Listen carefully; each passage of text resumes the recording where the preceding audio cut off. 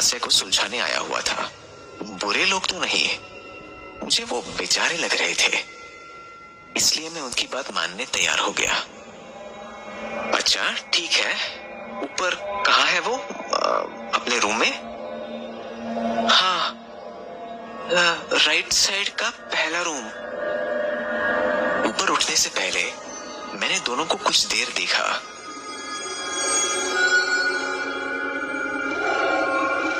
और फिर जैसे ही सीढ़ियों की तरफ बढ़ने लगा,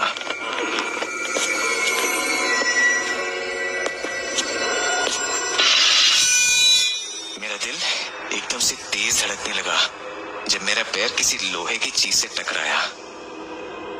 मैं नीचे देखा तो वो एक खाली बर्तन था। उपेंद्र ने वो बर्तन उठाते हुए कहा, सॉरी, ये हमारी बिल्ली सोफी के खाने का बर्तन है। मैंने बस सिर हिलाया और ऊपर सीढ़ियों पर चढ़ने लगा। सीढ़ियों पर चढ़ते मेरे हर कदम के साथ लगातार एक तेज और अजीब सी आवाज आ रही थी। सीढ़ियों के खत्म होते ही एक हॉल था जिसमें बहुत ही कम रोशनी देता हुआ एक बल्ब जला हुआ था। कुछ तो अजीब था वहां, पर समझ में नहीं आ रहा था कि क्या। वो दोनों क्यों मुझे अपनी बेटी से मिलने ऊपर भेज रहे थे?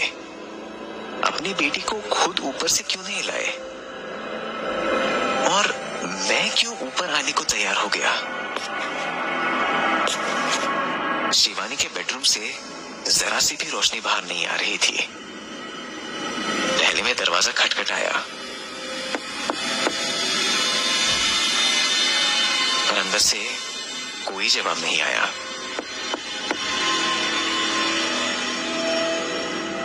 तीन चार बार ये करने के बाद मैंने सीधा दरवाजा खोलने की सोची। मुझे ये लगा कि शायद उसके माँ बाप को ठीक से पता ना हो कि वो ऊपर वाले कमरे में है भी या नहीं। मैंने जैसे ही बाहर से अपने बाएं हाथ से हैंडल घुमाया,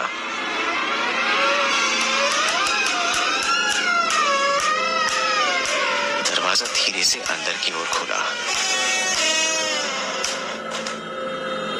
मेरे दूसरे हाथ से मैंने कसकर अपनी फाइल पकड़ी हुई थी। कमरे में पूरा अंधेरा था, सिर्फ थोड़ी सी चांद की रोशनी बाहर से कमरे में आ रही थी। मुझे अपनी दाईं तरफ एक स्विच दिखा और मैंने उसे ऑन कर दिया। जो मैंने उस कमरे के बीचों बीच देखा, वो देखते ही मेरा दिल एकदम तेज धड़कने लगा। भूरे बालों वाली एक छोटी सी लड़की बिल्कुल सीधे बाल्टी मारकर बेड पर बैठी हुई मुझे देखकर मुस्कुरा रही थी। मुझे उसे देखकर एक झटका तो लगा, पर मैंने अपने आप को तुरंत ही संभाल लिया। हाय शिवानी, सॉरी, मुझे लगा इस कमरे में कोई नहीं है। हाय। उसी मुस्कुराहट से मेरी ओर देखते हुए उसने बस इतना ही कहा। वो मैं नीचे तुम्हारे पापा मम्मी से बात कर रहा था, तो उन्होंने बताया कि तुम ऊपर कमरे में होगी। मैं तुमसे कुछ सवाल पूछूं शिवानी? तो चलेगा ना? क्या ये कोई खेल है? हाँ, नहीं, लेकिन इसमें ज्यादा देर नहीं लगेगी। वो मुझे घूरती रही, उसी तरह से मुस्कुराते हुए। दिक्कत ये थी कि पहले जो खुशी वाली मुस्कान लग रही थी, वो बाद में कुछ अजीब लगने लगी थी। मैं कह नहीं सकता था कि मुझे कैसा लग रहा था, लेकिन हाँ, मुझे वो पहले जैसी घबराहट फिर से होने लगी थी। मैं वहां पर एक टेबल की तरफ बढ़ा और अपना पेन निकाला। शिवानी, आज कैसा महसूस हो रहा है तुम्हें? भूखा। भूखा? वो तुमने डिनर नहीं किया? काफी लेट हो गई है। उन लोगों ने कर लिया, लेकिन मैं अपना डिनर खुद से ही करती हूँ। क्यों? ये लोग तुम्हें खाना नहीं खिलाते? नहीं, मेरी जब मर्जी होती है तो मैं खा लेती हूँ। उसके चेहरे की वो हंसी देखते मैं थोड़ा ठंडा पड़ गया था। मैंने अपना गला थोड़ा साफ किया।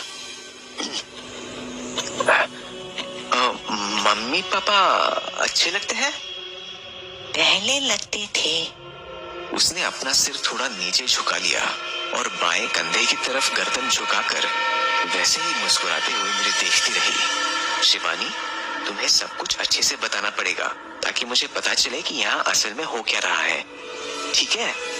अगर तुम मुझे सब कुछ सच बताओगी तो मैं पक्का तुम्हारी मदद करूंगा। उसी चेहरे के साथ शिवानी ने सिर हिलाकर हामी भरी। आज तुम्हारे भाई बहन कहाँ हैं? उसने कोई जवाब नहीं दिया। तभी मैंने एक बिल्ली को नीचे से बेड पर कूदते हुए देखा। वो शिवानी को लगातार घूरे जा रही थी। ओह, इसका नाम सूफी है ना? तुम्हें अपनी बिल्ली पसंद है? शिवानी अब थोड़ा ज्यादा मुस्कुराई और उसकी आंखें जैसे शरारत से चमकने लगी। फिर उसने अपनी गर्दन को दाईं तरफ झुकाया और बोली, मैं भूखी हूँ। ऐसा बोलते ही उसने झट से बिल्ली को खींचा और उसको गर्दन से अपने दांतों में दबा लिया। दांतों का जोर लगाने पर वो बेचारी बिल्ली चिल्लाने और कराहने पर मजबूर हो गई। मैं झटके से उस मेज से सटके खड़ा हो गया। शिवानी ने फिर अपना सिर सीधा किया और ऐसे पागलों की तरह हंसी जो मैंने अपनी जिंदगी में नहीं सुनी थी। उसके दांतों और हाथों से खून टपक रहा था। उस खून से लथपथ बिल्ली को शिवानी ने अब दोनों हाथ से उठाया और बिस्तर पर और ज्यादा खून गिरने लगा। शिवानी अचानक अपने पेट के बल लेट गई और उस बिल्ली के बाल और मांस को नोचने लगी। देखते ही पूरे फर्श पर मुझे उल्टी होना शुरू हो गया। शायद 2-3 बार उल्टी करने के बाद मैं लहराते हुए दरवाजे की तरफ बढ़ा और बाहर वाली दीवार से टकरा गया। मैं लड़खड़ाते हुए सीढ़ियों से नीचे उतरा जहां उपेंद्र और नीलिमा बैठे हुए थे। वो दोनों मुझे ऐसे देख रहे थे जैसे वो जानते हैं कि मैंने क्या देखा है और उनके लिए वो जैसे आम सी बात है। मैंने दोनों को देखा लेकिन किसी ने भी काफी देर तक कुछ नहीं बोला। फिर जैसे ही मैं दरवाजे से घर के बाहर जाने लगा तो मिसेस नीलिमा बोली, रुकिए। हाथ में दरवाजे का हैंडल पकड़े, आंखों में डर और आंसू के साथ में पीछे मुड़ा।